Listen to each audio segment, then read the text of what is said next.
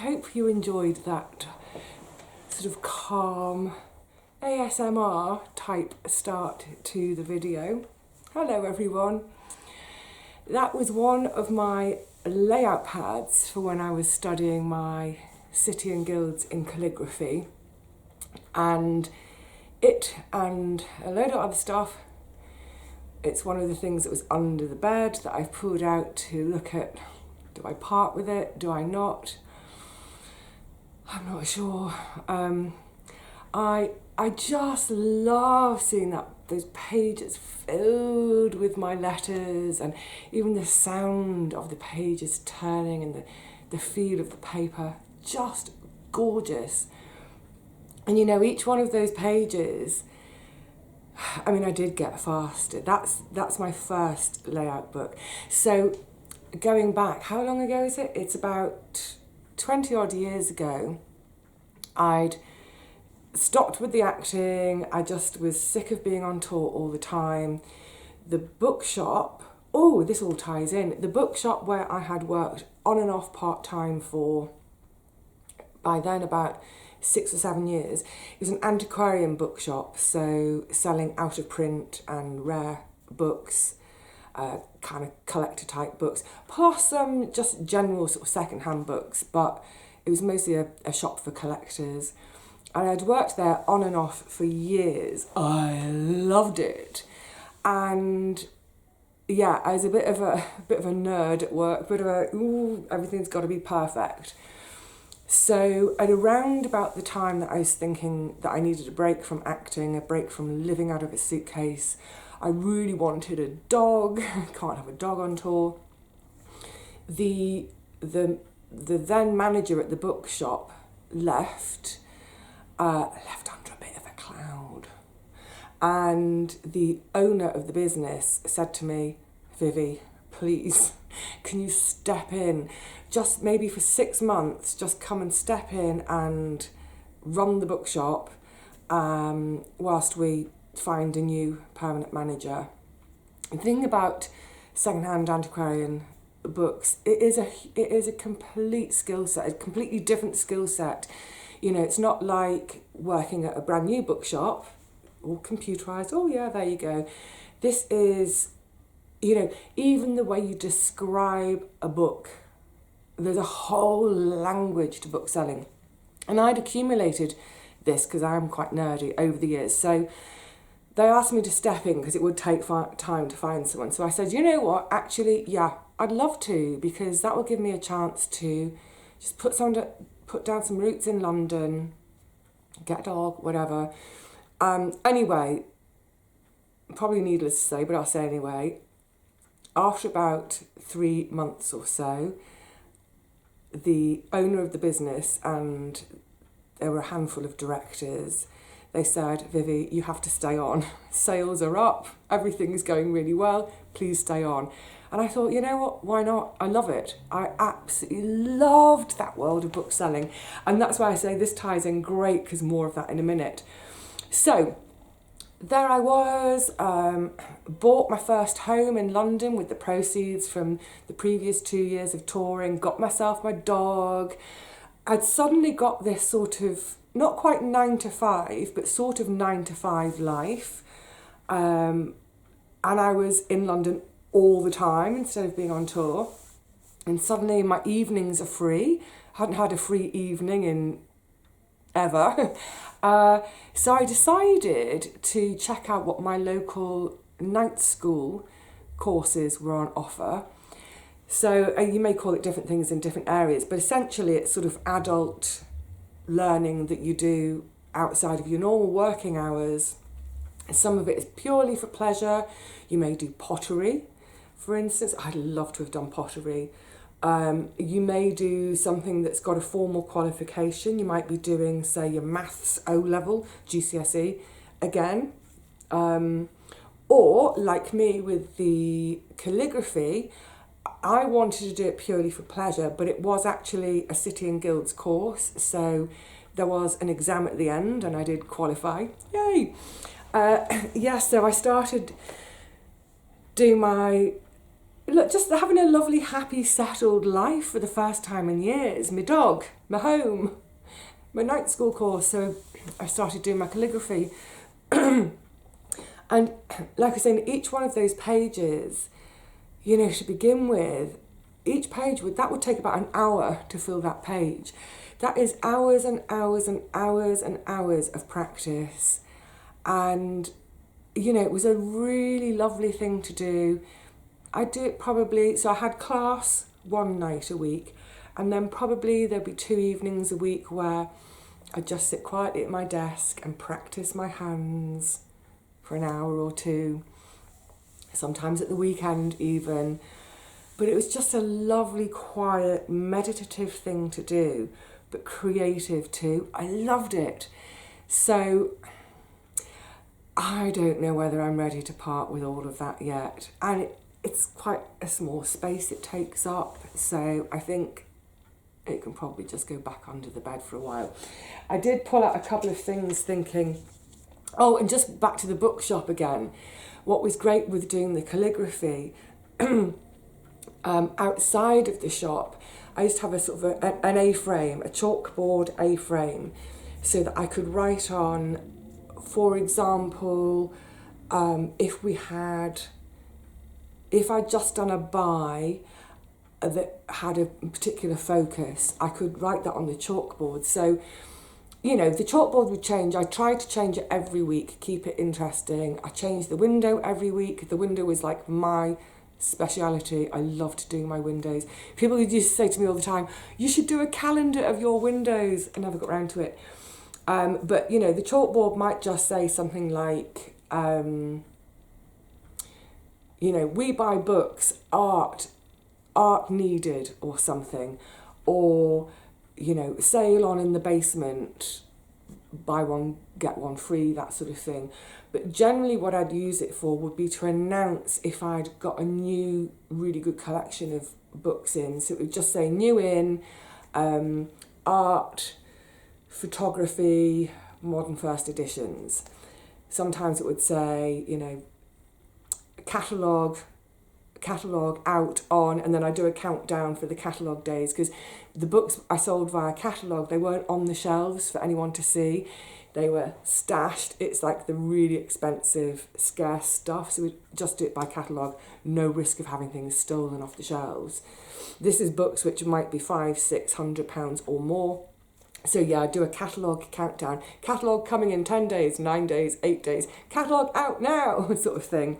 So what was lovely with doing the calligraphy was I was learning all these different hands, and suddenly my A-frame started to look gorgeous. So it's chalkboard, did I say that?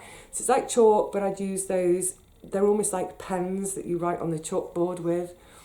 So yeah, so my A-frame improved with my chalkboard, with my calligraphy.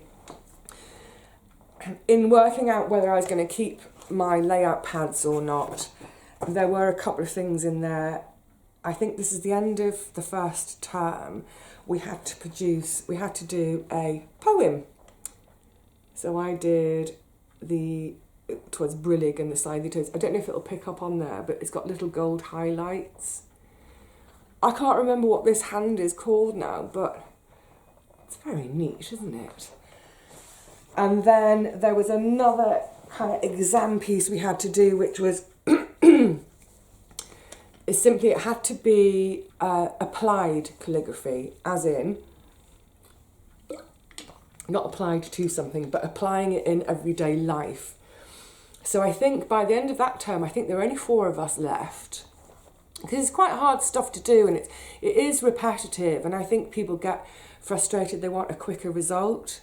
And literally I'd write the letter A just for hours and hours and hours on end to perfect that one letter. So anyway, yeah, there were 4 of us left, and the other 3 for their applied piece did, menu cards for restaurants.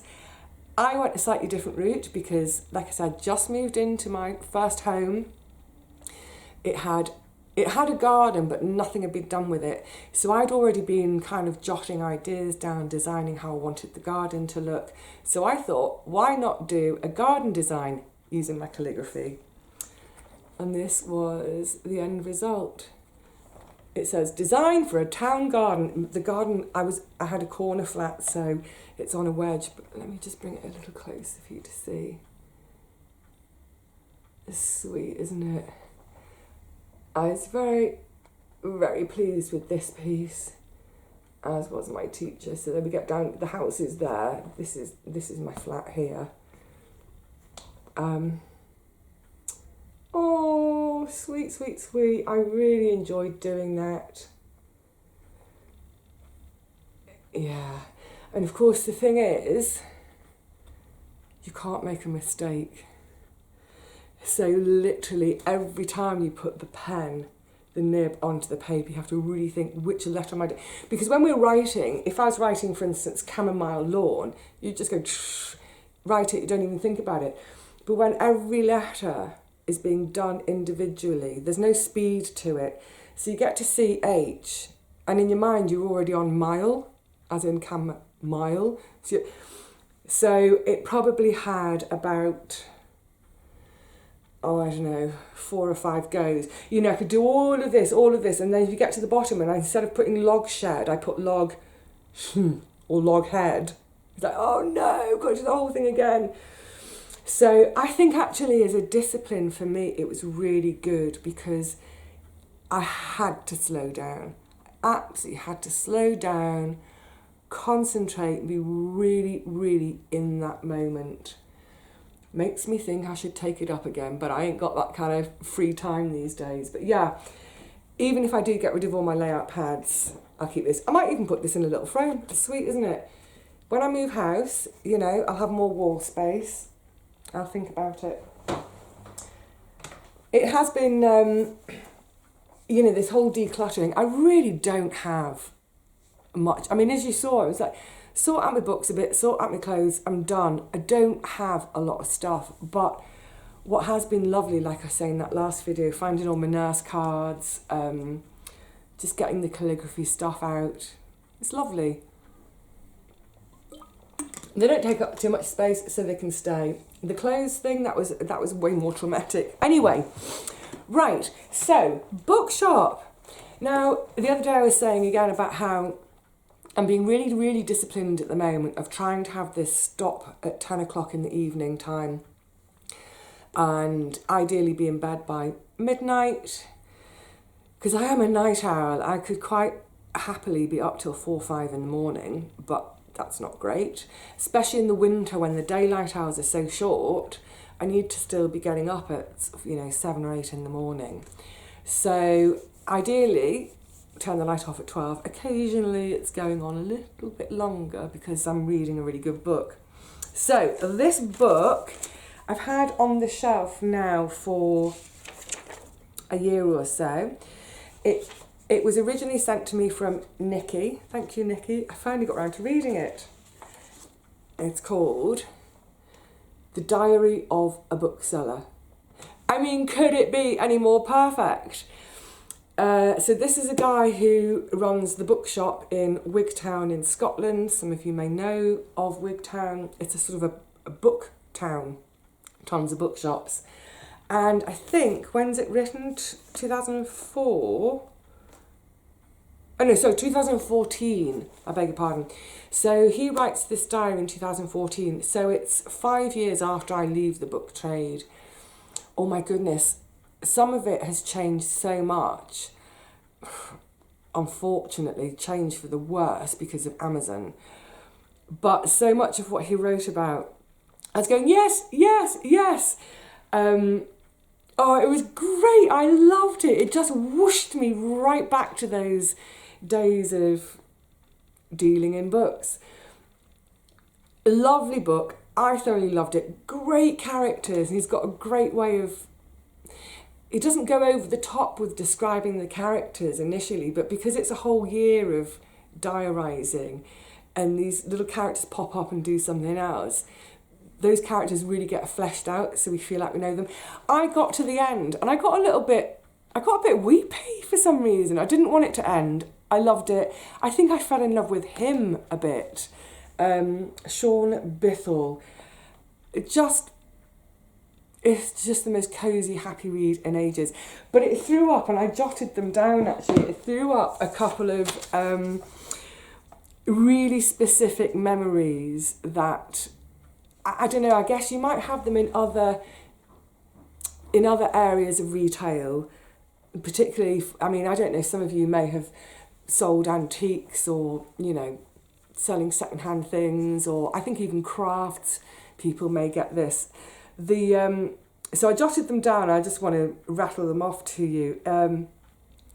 This is customers, the things that customers say, and you probably hear it like, you know, 100 times in a week, and like the first time wasn't funny, it's certainly not funny the 100th time. When someone brings a book to the counter, and with all our books, they're probably still in some of my books. Oh no. On the either on the first free end paper, or not if it's blue, on the first sort of white page, we just pencil in the price, very lightly penciled, so don't damage the book, no stickers, nothing like that. And every now and again, doing so much pricing, a book might get missed, and I finish my day and I've got my part-timer coming in to do the evening shift, and I just say to him, you know, if you've got a chance, would you mind shelving those couple of stacks that I've priced today, so they'll put them on the shelves. So occasionally a book gets missed and gets put on the shelf. And there's always that one customer who comes up to the counter and says, "Oh, this book hasn't got a price on it. Does that mean it's free?" Oh, because you're stupid, does that mean I can slap you? All the time, so often. And the other one with pricing would be, we used to have, I just noticed dust on that frame, I need to do some dusting, sorry. We had a section of £1 shelves. How many shelves were there? Like 4, 8, 12, 16 £1 shelves. Because now, most of the books we sold were not £1. They were expensive books. But every now and again, if we're doing a big buy, you know, we've gone to someone's home, we're buying their whole library, one of the conditions of them selling is they want us to take everything. And so in order to secure the really good stuff, we end up having to take their rubbish.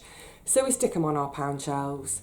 And we even used to have an offer of, you know, you can have 10 for a £5. Just take them, please take them. Nothing ever used to go in the bin.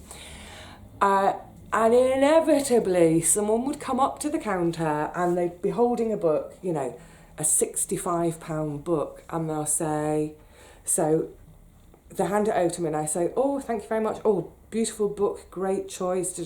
Ring it into the till. There we go. Anything else?" "No, thank you. That's £65, please." And they go, "I found it on the pound shelves. You have to sell it to me for £1. That was on the pound shelves." So I have to calmly explain, "Well, I'm sorry, that's obviously a mistake. Perhaps another customer was browsing it and they've accidentally left it on the pound shelves. What I'm actually saying is, you're trying it on, mate. You're not going to get that past me." And the number of people who would say, you are legally bound to sell it to me for £1. Mate, no, I'm not. Bugger off. Yeah. Those two things all the time. This book must be free. This book can only be £1. And the other one, you know, back in those days, we would mostly try to use paper bags, but we did have our own shop carrier bags, big sturdy things, because obviously books are quite heavy. But I would never give a bag, just give a bag. I'd always ask, I'd say, "Would you like a bag? Do you need a bag?" How many times people used to say, "Oh, only if you've got one." Why would I offer it if I haven't got one? And I'm standing there at the counter and you can see the bags hanging right next to me. "Would you like a bag? Only if you've got one." Or, "Would you like a bag with that? If you've got a spare one." Let me look. I've got 50 bags hanging here. "No, sorry, I don't have any spares." It's weird that, isn't it? People who say those things.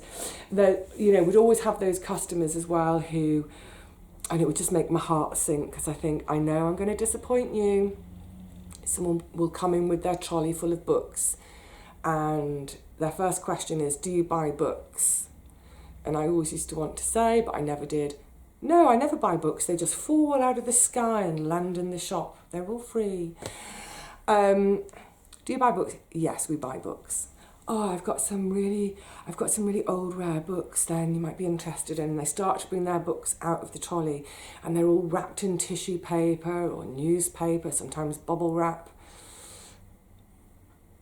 And inevitably, there would just be absolute dross that I'd be hard pushed to get rid of on the pound shelves. And then you have to tell this poor soul that their books aren't worth anything. Or I would always try to be kind and say, you know, there's not a huge amount of value in them these days in this market, and they're not the sort of things that my customers would be interested in. Try to let people down gently. And, you know, a lot of people, you know, they understand. But then there would always be that customer who's argumentative, who'd say, but this book's really old, look. And it'd be like 1910. 1910 is not old in books. Give me a book that's 1610, yeah, then we can start talking old, but 1910 is not old. Or, you know, and they'll keep arguing with me that it's old, that it's rare, And I used to think to myself, you know, all the time I'd think, hang on a minute. I've been doing this job, by the time, when I left there and to go into nursing, I'd been doing that on and off for 16, 20 odd years. I'm an expert. I'm the expert. You're just some random who's walked off the street with zero knowledge, A, about books in general, and B, about retailing books, selling them on, you know. If I tell you that it's not going to sell, you just have to trust me at some point. Trust me that I might know better than you, you know. When was the last time you ever tried to sell this book? Yeah, it's infuriating when people don't trust my expertise that have been honed over years and years and years of doing that business. And then, of course, just before I finished, Amazon, Abe, all that stuff was coming in. So people, you know, someone would bring a book in. Now, let's say it's a book that I quite often sell. And, you know, every time I sell it, I get about 30 quid for it. The price hasn't changed much in the last 5 or 6 years. And I might one day think, you know what, I'm going to try it at 35. Because it always sells at 30. So I try it at 35 and it doesn't sell. Drop the price down to 30. Oh, look, it sells. So I've got a really good idea with the books that we see all the time. I've got a good idea of what it will sell for, what it will achieve. And then you'll get some loon who will come in with that book and I'll say, so firstly, I'm not going to pay someone 30 quid for a book I'm going to sell for 30 quid. I'm probably going to pay them a tenner, you know, because I've got wages to pay, rent to pay, business rates to pay. I've got all this stuff to pay. So I might say to someone, oh yeah, I'd like to buy that from you. I can offer you £10. And they'll be like, what? But I saw this on ABE Books for 150 quid. And it's like I used to say to people, yeah, you saw it on there, but it hasn't sold for 150. That's what some wackadoodle crazy person is asking for it, but it hasn't sold. And I bet you if you look on ABE Books again in a year's time, it'll still be there for 150 because no one is going to buy it for 150.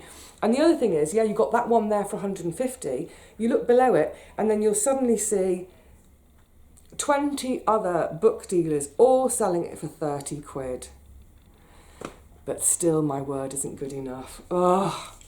Oh my goodness, it's all still there, isn't it? All this stuff. But yeah, what fantastic memories prompted by reading Diary of a Bookseller. Loved it. Just bear with me a sec. The wonderful thing about getting older, trying to find the wonderful things, is, you know, all these memories that we accumulate, and they're not that deeply buried. They're all there, and it doesn't take much to prompt them to come flooding out again. Just thinking about that back garden, my days at the bookshop. I loved my days at the bookshop.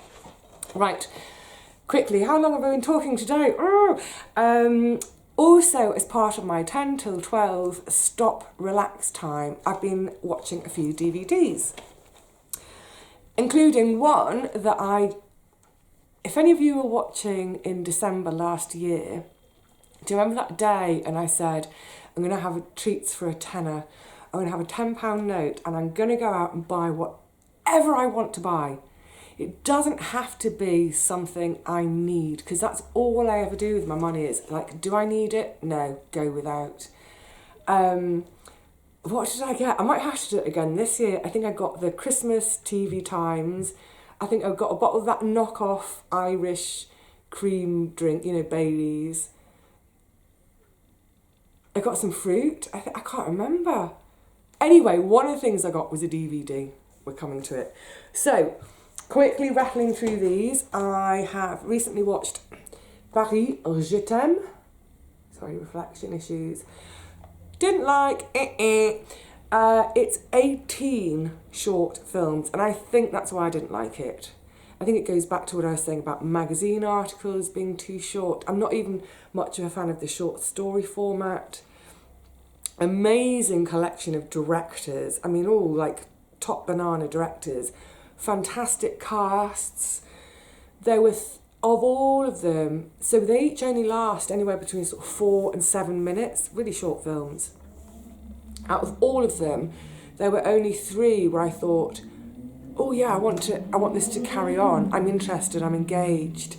The rest of them, yeah, didn't do it for me. So, Paris, je t'aime. Yes, I do love Paris, but I don't love the DVD. Back to the charity shop you go. The next one is a film from 1988 or 89, I'm not sure which, 88 probably. I just left university, I'd done my arts degree. I was living in Manchester. Some of you may know this if you're in Manchester. I got a job working at the Corner House. Any of you Manx out there, you'll know the Corner House. For those of you who don't know, the Corner House was a sort of a little arts place. Downstairs there was a bar and one of the cinema screens, really tiny. Upstairs there was a sort of cafe restaurant and art gallery space. And they were actually in 2 little buildings, one across the alleyway, more cinema screen spaces. When I say cinema, these were, I think the biggest screen sat 50. The smallest screen sat 12. Amazing. So I was working there it must have been 88, 89. And as part of working there, I was allowed 2 free cinema tickets per week. Any on top of that, I had to pay 50 pence. It's like a concessionary rate for staff. So this was all kind of small independent films, art house films, that sort of thing, lots of foreign films. And quite often on my day off, I would literally watch 5 movies in a day. I'd go from screen to screen to screen, checking out the times, when can I do it? And because I'd have my 2 free tickets and the rest were 50p, I could spend from 11 in the morning till midnight watching movies for £1.50. Oh, it's brilliant. And this was one of them, and I haven't watched it since, and I picked this DVD up ages ago because I thought, oh, let's have a little watch. I'm sure loads of you will have watched it. Oh, reflections again. Cinema Paradiso. Oh, it's just beautiful. It's so beautiful. It is, I'm sure it says it on, bathe in one of cinema's great love songs to cinema. It really is a love letter, love song, whatever, to cinema. It's just gorgeous. And I used to be a massive cinema nut. It's far too expensive these days. And also I don't really have the indie cinemas around here. It's all too mainstreamy. But yeah, it's a love story. It's not just a love story to cinema, it's a love story between the child and the projectionist. Oh my God. I did get a bit I won't give anything away in case anyone hasn't seen it, but there are moments in it which make your eyes get a bit stingy and a bit wet and a bit prickly.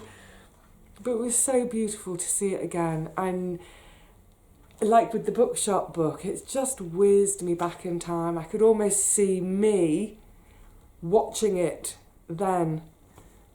Lovely. And then finally, this is the one I bought as part of my £10 treat day last Christmas. Didn't ever get around to watching it. I'm going to say that this DVD, video film, whatever you want to call it, should come with a health warning. Oh my goodness. Migraine inducing.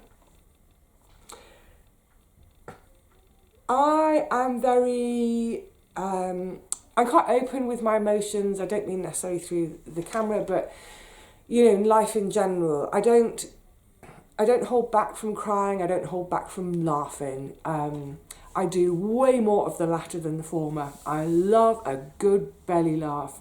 And I should say as well, with the Bookshop book, it does say laugh out loud funny. I didn't laugh out loud, but I did snort out loud quite a few times. And it was funny because I'm reading late at night, it's really quiet, everything's gone quiet. So this big snort of laughter of mine, it's like, oh, that was really loud. Yeah. If I'm watching films, I will quite often get damp in the eye. And then, you know. So my emotions are always, you know, quite close to the surface. But this one, oh my goodness, even before it had finished, not just damp of the eye, the tears were actually coming down my cheeks. I was actually physically, properly crying.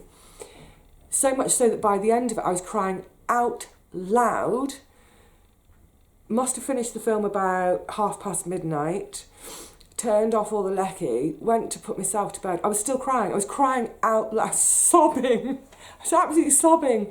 Now, I don't know if that might be a little bit of pent-up emotion from this year. I think I've buried quite a lot of the sadness stuff just because of having to get on with things. But I couldn't stop crying. So yeah, it should come with a health warning.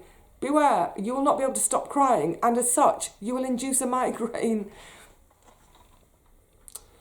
Bridges of Madison County. Now, I know a load of you, I think pretty much all of you have seen this already, because when I showed it, when I pulled it out of my shopping bag this time last year, so many of you were saying, oh, it's a great film, get your tissues ready, da-da-da. And I knew it was a pretty safe bet, even before any of you said anything, because Clint Eastwood, Meryl Streep, brilliant. I mean, I have major crushes on both of them. I would snog either of them. So I just knew, well, you know what? I know I'm gonna dig it. Oh, I loved it. I loved it so much. So much so, because I think especially in the first, again, I'm not going to give anything away for the one person out there who hasn't seen it other than me until now. I think the first half of the film, kitchen table conversation, I think it's so intricate and nuanced and subtle. I think it's going to be worth watching again. I don't often watch a film twice, unless like Cinema Paradiso, there's 25 years, 30 years between watching them. I wouldn't normally, but I think, yeah, that first half of the film in the kitchen, and that's a pretty brave thing, isn't it, in filmmaking? We don't see it very much, where it's, you know, a duologue, as in conversation, just two people, one setting, the kitchen, literally two people talking at a kitchen table. I love that. I mean, that almost takes us into the realms of theatre, where we just, you know, a couple of actors on stage, one set, no kind of car chases, pyrotechnics, CGI, right back to that kind of basic of the conversation and the performances. Oh, my belly's rumbling, drawing us in. So yeah, I utterly loved it. Keeping, watching again at some point, because I know now what a sob fest it is at the end. I don't think I'll cry so much if I watch it again. I might not even watch to the end. I might just watch that first hour. But yay. So they can go to the charity shop. This, I'm not sure. I've got a friend who I think might like it because it is really niche. Oh, I should have said this when I was kind of talking about it. When I was reading it, or during reading it, I wasn't thinking about it. I was just enjoying it. I was just immersed in it. But then I think I sort of read it over 3 bedtimes. You know, I'd close the covers and snuggle down, turn the light off. And I was, you know, I love it. But I was thinking, I wonder what it would be like to read it if you had zero experience in this world of selling secondhand books. I wonder if it would be as engaging. I don't know. So I think I've got a friend that I think might like it. Otherwise, it can go to the charity shop. Yay! Right. This is sort of a little bit of a continuation from that one I started the other day. I can't remember what I was talking. Oh yeah, my little I love you doctor story. So belly's really rumbling. It is coming up for food time. I need to go and make some. There's nothing in the fridge prepared, so I have to make something. Then the rest of this afternoon, I've got some new linens to wash and press, so I'll put the wash on whilst I edit the film, make some food. By the time I've made food, eaten it, edited, the wash will be finished, bring it out, and then I can start pressing and have that lovely combination of the lavender and hot cotton as it's being pressed. And perhaps I might start in, I'm just trying to, I can't remember what I've got down there now, maybe start in on another DVD from my collection as I'm doing my pressing. Oh, it's like the perfect indoor day, isn't it? Getting stuff done, but being at peace with it all and just, it's almost, I won't like standing up at the ironing board for too many hours, but otherwise, all these lovely, peaceful joy things, they're almost visceral too. Oh, lovely.